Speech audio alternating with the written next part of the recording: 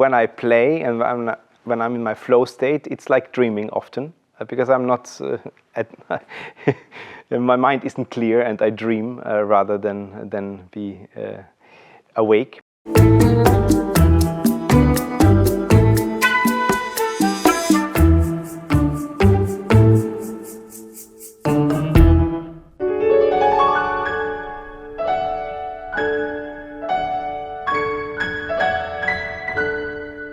Just before going on stage, a lot of things are going through the head. Obviously, adrenaline pumps up.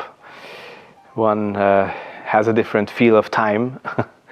One yawns a lot because the brain needs a lot of oxygen.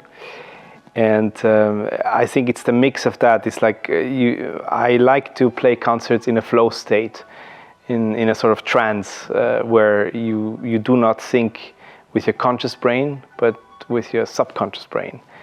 And I think before I go on stage, I transition into this flow state in the ideal case. Hilar is a master when it comes to, because it's sort of minimal music, right? But he's a master of these tones between the tones, or the shades, the microtones that are created because you leave the pedal up and you have dissonances that sound together.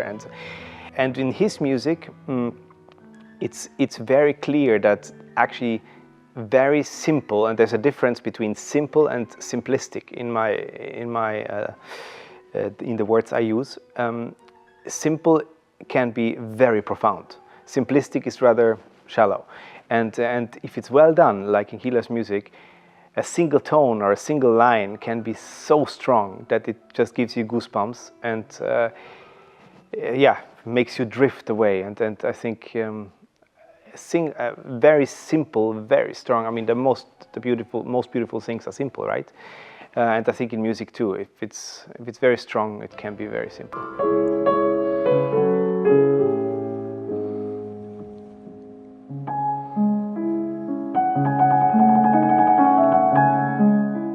One way playing on that level where you have trouble explaining it in words is very difficult.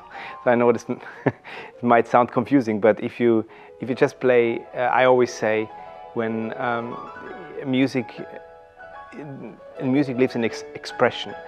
Like there is no music without musical expression. Like if you play just notes, you don't play the music, the content, right?